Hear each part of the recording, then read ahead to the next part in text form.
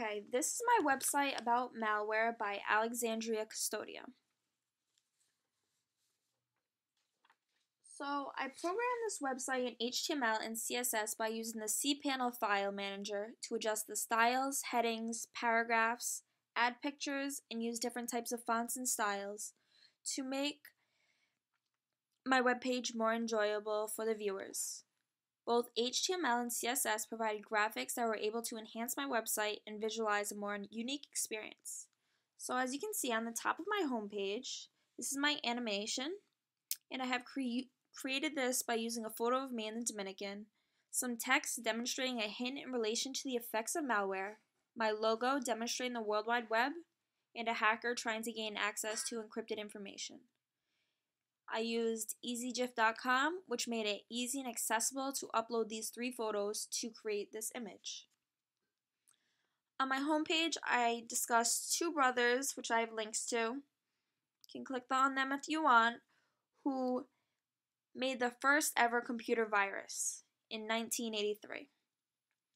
They were the main reason that we have viruses and malware circulating the internet today. Malware can be affected by anyone at any time, which is presented by my logo, and hackers are getting very good at computing new and interesting ways of doing so, which I'll explain in detail later on. The purpose of this website is to inform the public of ways to ensure protection from the widely used internet that we rely on constantly with our bank records, credit cards, and identity that we all put on risk. As you can see, I have a table of contents down here which outlines what I will be discussing in further detail.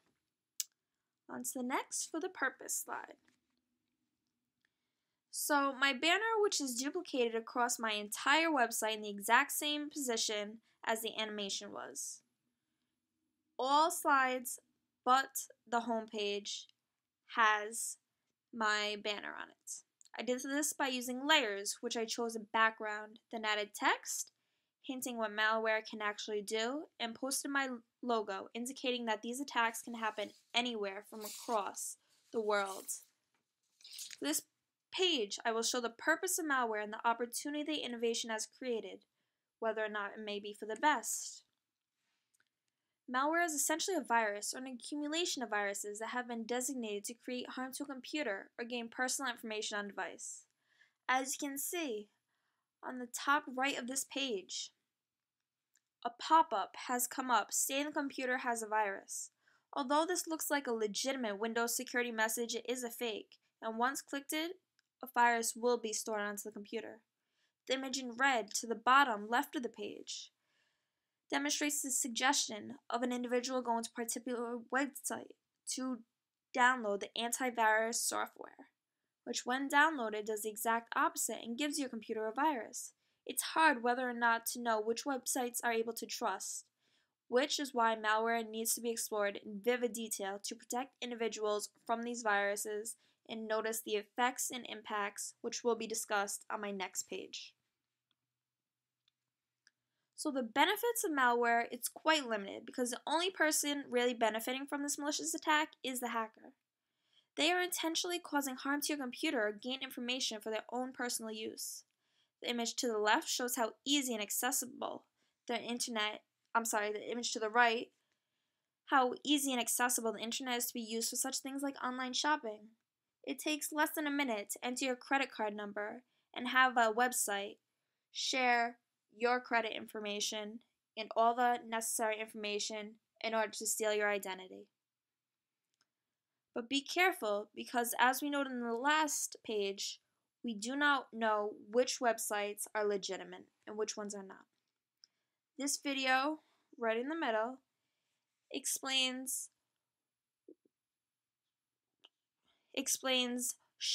the exact type of people who intend to create malware and the reasons behind doing so. I mentioned some of these reasons above. Impact malware has on society. Although it has made purchasing items with the click of a button much more convenient, the internet is a crowded pathway, and due to the effects of malware, a lot of deception and unauthorized transactions have been made. The knowledge our society knows about malware is limited and creates us to become skeptical of whom we share our information with. Therefore, we reverse to old, more secure methods. The image to the right shows the data breaches. In 2012, with many well-known companies that were affected by the stolen, viewed, or corrupted information by the hacker. A lot of names we know on there like Adobe, Target, Home Depot, eBay. We use these every single day. And these companies have been affected.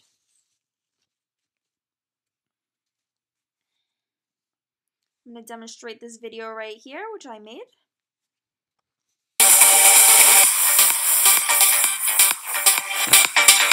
Can we trust while on the internet? Especially people who are not as tech savvy, how are they supposed to know what cookies are? These types of people, malware software affects, taking advantage of the little knowledge some people may have, causing them to input payment information to fix the issue when there was no issue in the first place. Oh my God, my computer has a virus. How do you know? A window screen just popped up and it said I have 6 viruses and the only way to get rid of them is to pay $60. Just pay the $60. Okay, now, as we scroll down, I'm going to indicate a field other than computer science which malware has impacted. Obviously, privacy and security is one of the top fields malware has impacted. The amount we rely on computers and devices to hold on to our personal information is crazy, therefore putting ourselves at risk for a virus as high as ever they have ever been. The image right below shows results from a survey that was taken by a computer science class, this class, CSS 101, showing individuals' perception on how they feel malware has impacted their life and society, which is characterized by gender, as you can see. I used Google Forms to collect the data from a simple survey, which displayed the results below in a bar graph. The data was then transformed into this bar graph, showing the difference in opinions based on gender and showing specific decimals. Therefore, we're able to see the slight differences.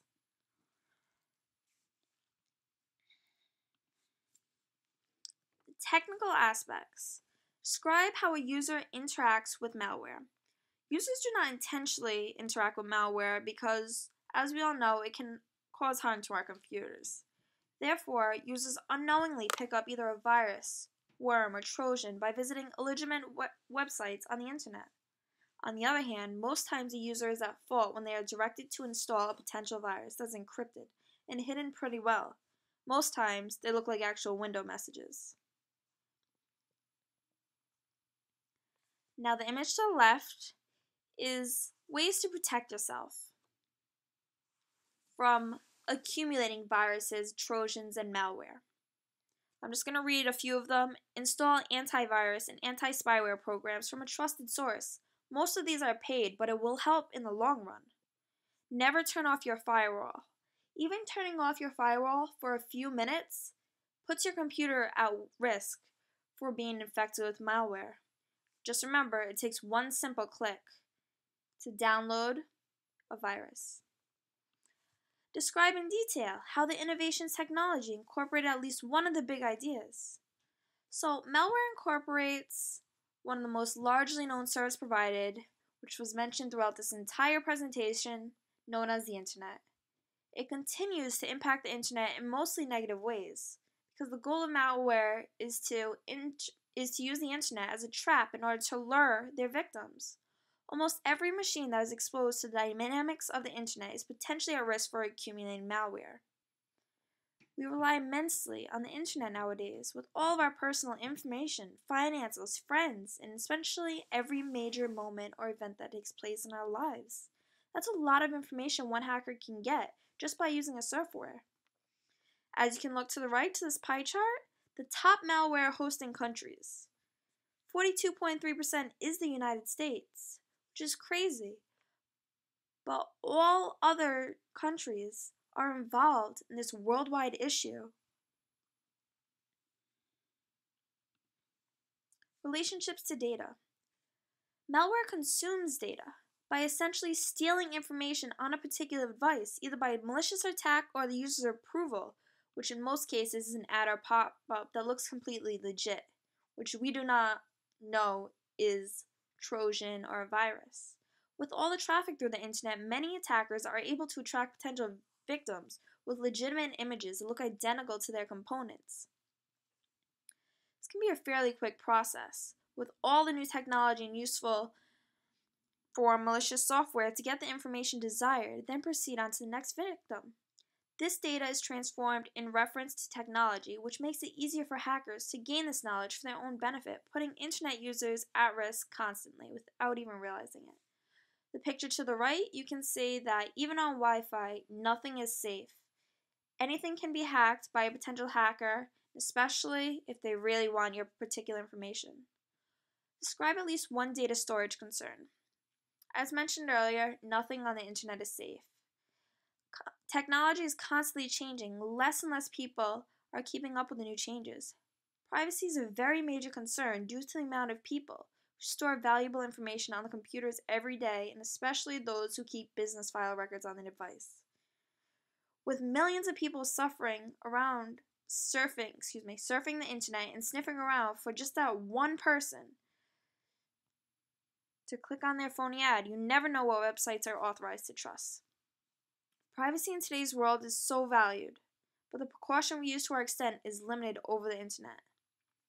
As you can see to the left, consumer concern is rising. I'm just going to read a few facts. 42% of people are more worried about their online privacy than 1 year ago. That's a lot.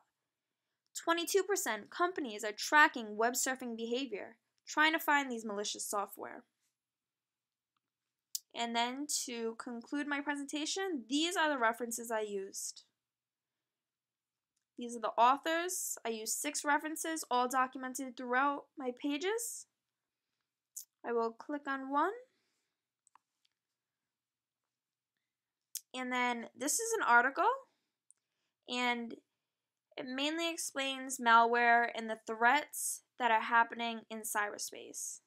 As you can see, this article describes the cyber threats, the main cyber threats, and the growth on the number of threats and attacks through security firms and high government and large industries are mostly at risk.